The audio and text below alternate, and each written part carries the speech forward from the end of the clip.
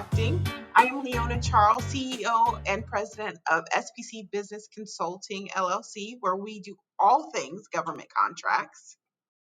Hi, everyone. It's Vivica Brooks here with TBG Trains, and we prepare people for their the world of work. All right, so real quick, how to find us. You can hear our episodes on SoundCloud at Adventures in Contracting. You can get copies of the website, the video and the audio version on our website at spcconsulting.org. You can follow us, send us messages, comments, or topic requests on any of our social media accounts.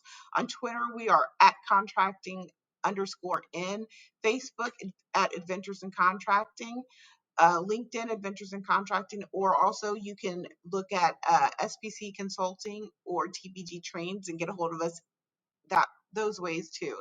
So today we're going to talk. I'm very excited because we've got a lot to cover, and we're going to try to cover as much of it as possible. But we are going to be talking about the infrastructure bill and Biden's proposed infrastructure bill and what that means to small business and government contractors and how we can make the most out of that bill. So we know that this is a huge bill, and people have been talking nonstop about how much money it costs, right? But what does that mean to government contractors? We hear trillions of dollars and we go, oh, great, that's going to cost us money. But what I want us to focus on is how much money it's going to make us. As a government contractor, this is such an important part of your business development. And I really want people to focus on the things that we kind of tune out because it's political. We don't want to listen to it. But as a government contractor, this is your research and development. These bills, when they come out, what we're going to do right now is a footprint for what you're going to have to do in whatever arena you're playing in, the federal arena, the state arena, or local. Bills, budgets, and hearings are where you get most of your information, where you figure out where the money is going and where you need to play. So what we're going to do today is kind of go step by step and look at all of the areas and the money that's kind of been allocated to those areas and talk about how you can get some work, right? That's because that's the whole reason why we're here, is to figure Mhm. out this whole contracting game and how Right. we can get some work and how I can retire in 5 years, right? That's the whole point of us doing this. Listen, I have a dream, Vivica. That's my dream. No, we always talk about vision. We always talk about being intentional. And so I think that's perfect. Everybody needs something to be looking towards or forward to. So I think that's perfect. All right. So the first one we have, right, is transportation. So in this bill, they've allocated $621 billion in transportation, which is a huge amount of money. So construction people, safety people, um, project management firms, architects, our drillers, our borers, our crane operators, our machinery equipment, and supply. What do they call it? I'm blanking out, but there is an actual term for it, and it's the people that manufacture supplies and distributors. These people are going to make out like bandits if this passes. $621 billion is allocated to this. This is a huge payday. And remember what we talked about the last time with the set asides, right? So the Department of Hmm. Transportation has a DBE set aside. Remember, they don't do the race based set asides, but they do disadvantaged business enterprises. So this is an economic set aside, And can you which just is, remind us real quick, yeah. Leona, So, the difference? okay. So the difference is the MBE is based on the thought that particular sets of races or genders are economically disadvantaged, right? So it's Asian Americans, African Americans, women, Asian Americans, and Native American, yeah. Native Americans. I feel like I'm missing one, but I think that Hmm. we've covered most of it. So there are inherently agree that they are disadvantaged, right? So if you're one of these protected classes, then you are automatically considered eligible for an MBE. For a DBE, it is not a racial component; it is a economic component. So it's a little confusing, and when I first started, it took me a while to understand the difference, because I'm like, well, I mean, you're disadvantaged because you're a woman, or you're black, or you're Native American. These are, you don't have access to resources. That's what makes you disadvantaged. But here's how it ties in. Mm-hmm. You have to show that because of that protected class, you have been economically impacted. And that economic impact is what the Department of Transportation uses to create set asides. So for you and me, it would be, one example is, I worked on a project where I worked with Mm-hmm. a bunch of white dudes who had no experience in contracting. But in order for me to get this project, I had to run all of my recommendations through this group of guys. Otherwise, I was not going to be able to participate in the project. That's a direct economic outcome of me being a minority female, right? And I had to prove to them that it was not necessary for my work to be run through this group of guys who had no knowledge, right? And I had to prove that they were able to um, withhold economic advancement from me. And they were. And so that is what the Department of Transportation is looking for. They're looking for that link, that you being a protected class, that you can show that that designation has kept you from either advancing or from receiving funding in some way or another. I had a client who is a woman in the construction industry, and the way that we showed that she was disadvantaged was that we showed how time and time again she was in the room with all of the other players, all of the other male contractors, and everyone else Mm-hmm. got invitations to the next round but her. Same revenue base, same area of coverage, same distributorship, uh, same partnerships, well, not exactly the same, but the same in scale. The only reason she wasn't advancing was because she was a Right. female. And we were actually able to show that she had literally been told, you know, if you weren't a woman, I would give this to you in a Mm. heartbeat, which, is, I was Mm. like, are you serious? Somebody said that, like, with their mouth. They said that. And she was like, Yeah. yeah. Not only did they say Mm-hmm. it, they put it in an email. So we were able to Mm. show that this is why she wasn't getting the same opportunities. And we were Mm. also able to show that because she wasn't able to get the larger opportunities, she wasn't able to grow at the rate that her peers were growing. And so it's a lot of research, and it's not a lot of anecdotal stuff, which I know sometimes as small businesses we kind of thrive on the anecdotal, like, yeah, I had a conversation with so and so and they said this, and that's kind of what we use to base our view of what's going Mm-hmm. on. This really has to be fact based. It really has to be based on measurable and evidential circumstances. So it can't just be, I heard, I was at this networking event and I heard the story about this contractor and this is what happened to them. They don't care. They want to know what happened to you Right. specifically and how you can prove that it happened. So once you do that and you Yes. get that set aside, then where do you go, right?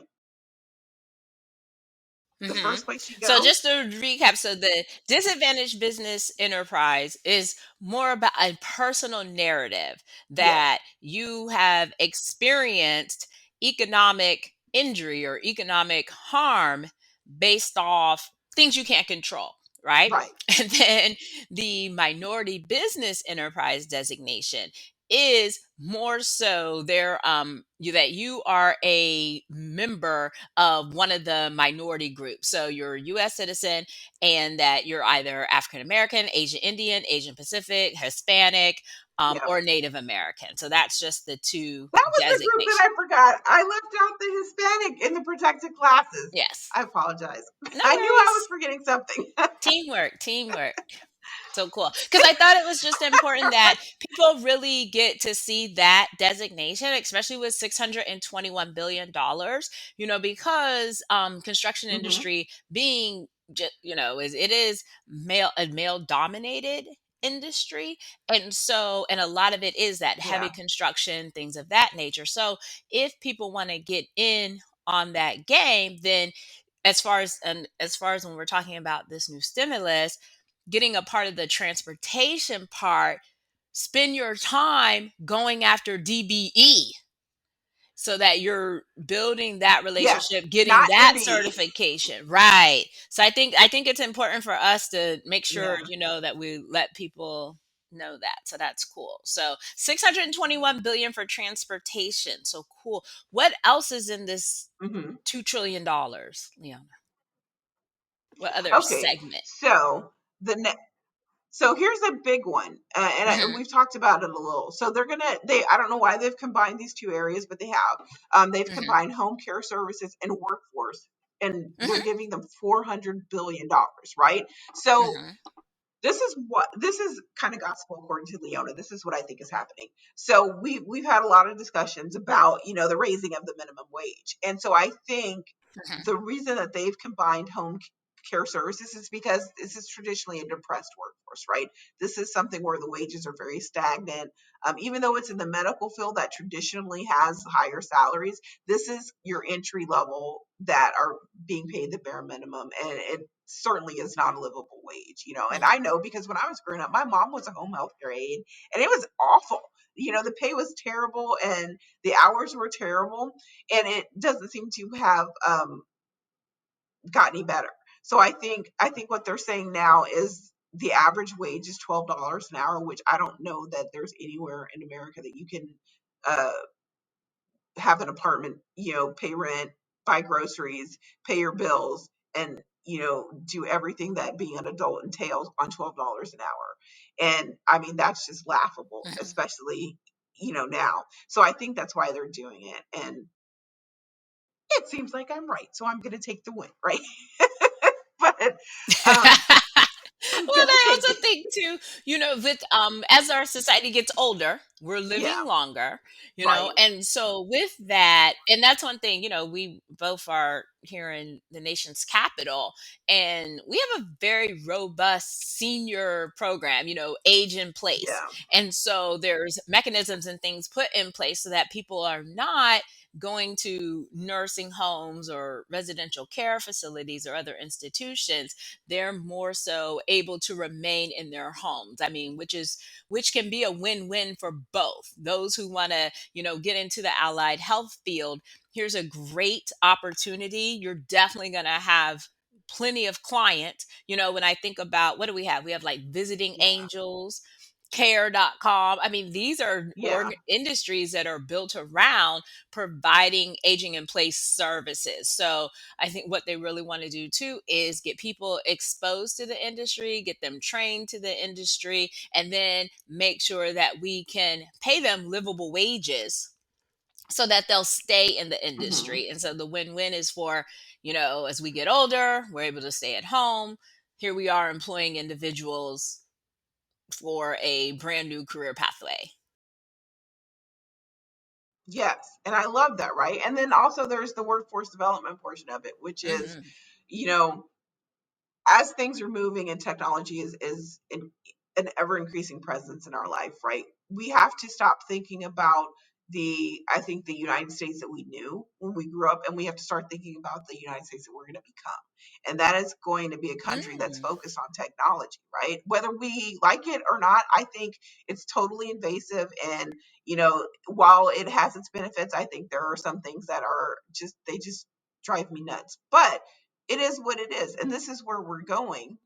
And as we become a global economy, we don't have a choice. We can either adapt or die. So we have to adapt and understand that we're going to be a technological society. So this workforce then has to change and become a workforce that understands technology, is trained in how to use it, and understands the value of the training and participates in the training. And I think we sometimes as a society have a hard time understanding why we need to do something different, right? Why do we need, I've been doing this for 20 years. Why do I need to go Hmm. learn this? Well, Yeah. Vivica, you need to go learn it because everyone else is using it. And if you would like to have a job, you know, Right. You need to have this. And so I think that's what's going to happen. Exactly. And to your point, Yeah.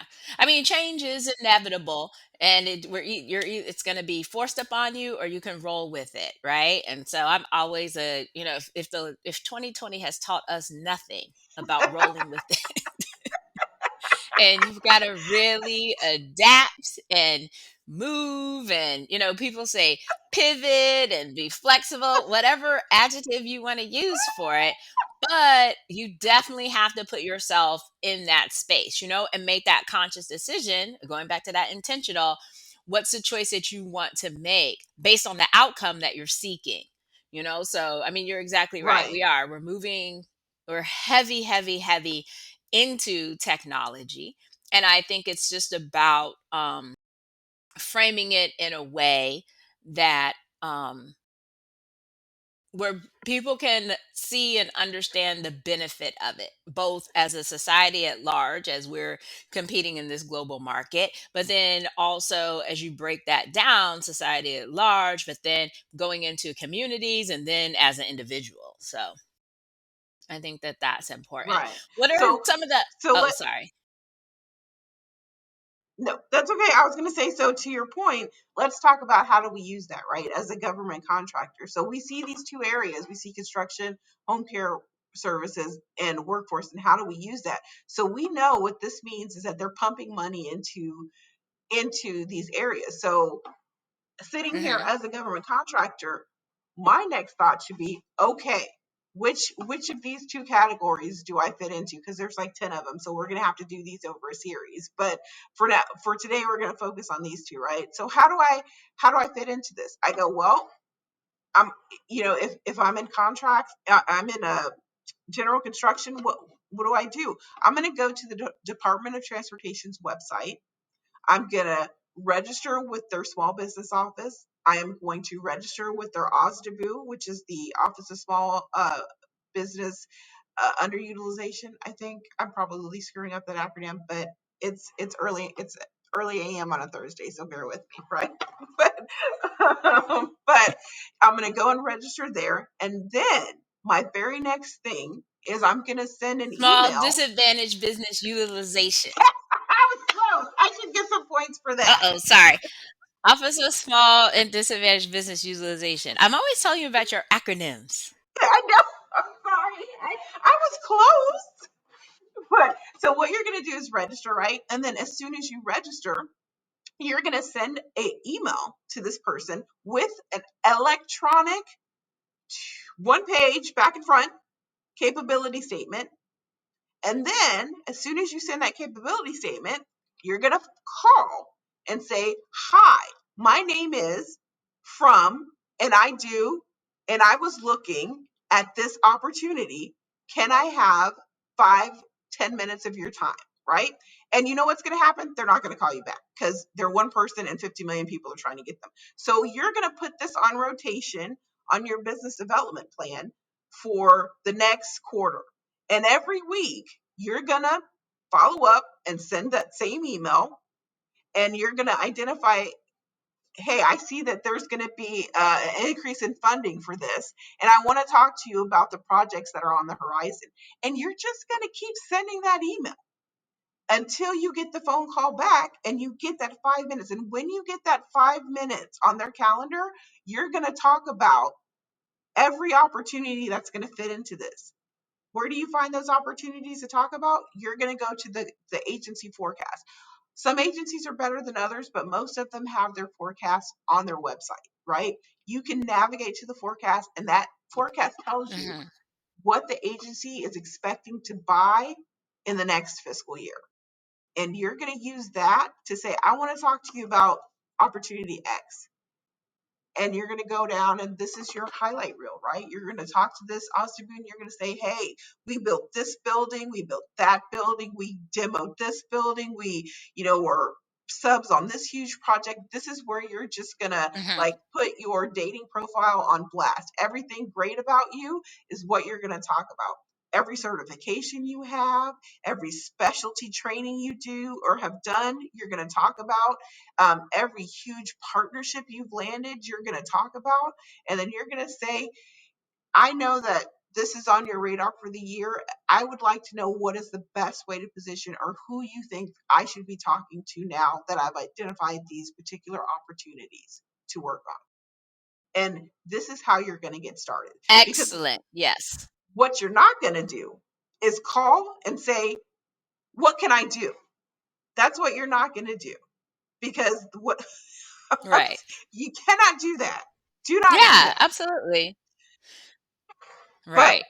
this is You definitely want to come to the table knowing who you are, what you do, how you do it, when you've done it, yes, and how you're going to benefit them. And I think, again, my rule of threes, I always tell people bring three opportunities, because I mean, there's a gazillion opportunities. So narrow it down. yes, Find three that's digestible. And I love what you said, Leona, about who do I need to speak to about these opportunities? Because that right out of the gate shows that you're prepared.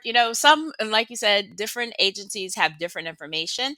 Some of them will have the contracting officer listed, which is who you'll speak to. But if the contracting officer is not listed, then absolutely use your small business development specialist to assist you with that, because like you said dating profile, it is like speed dating, so it's got to be quick. You got to capture their attention.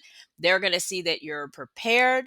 And I think that one thing I have to say, a lot of government agencies now have their own like YouTube videos, so you can go in and they tell you exactly yes. how to prepare to come to see us. Hmm.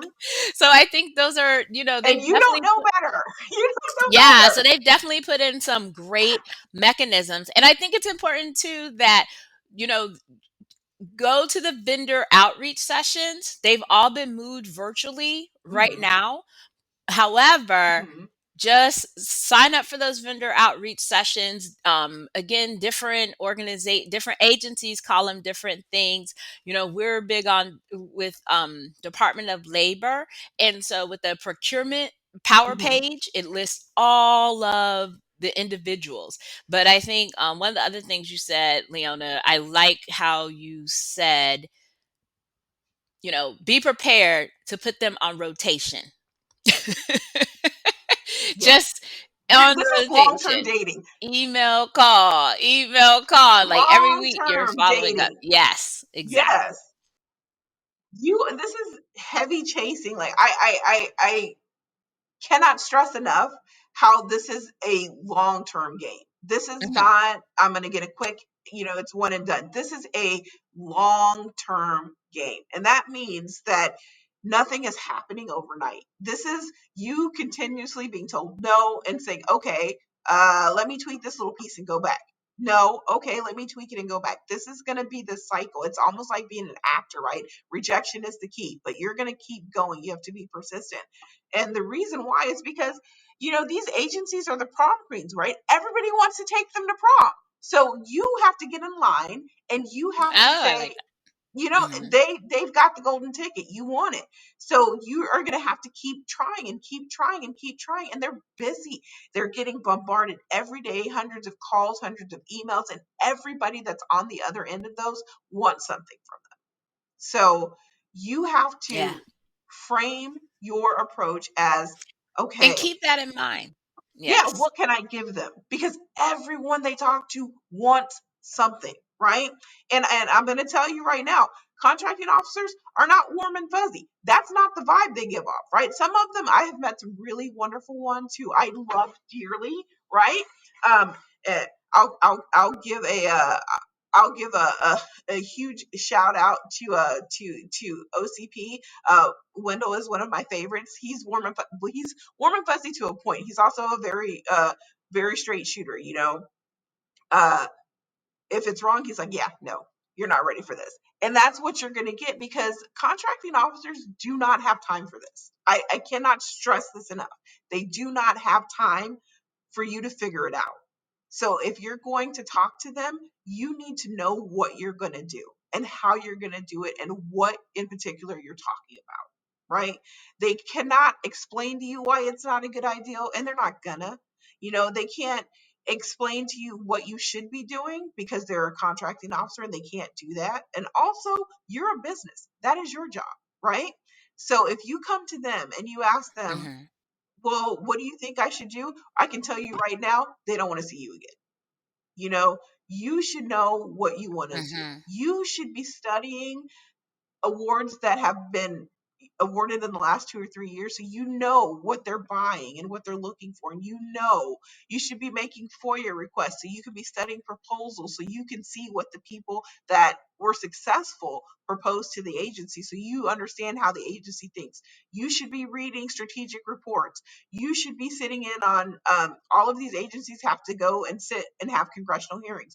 You should be watching those so that Mhm. you can understand who you're dealing with, what their burning platforms are, and how you can help. But what you cannot do is go in there and act like a small business. Okay, I love okay, I'm just loving a bunch of what you're saying today. I'll just preface it and put it underneath that umbrella, right? Yes. And so no, because this is really good. And even just for myself, because I remember way back when we first started talking about podcasts, and one of the things that that we both said that has been beneficial as far as being a small business, and I'm segueing to my what are my takeaways, right? um is Right. the piece where that support as a small business, that's that support, because my two takeaways definitely are, and I'm going to implement this starting next week even for myself.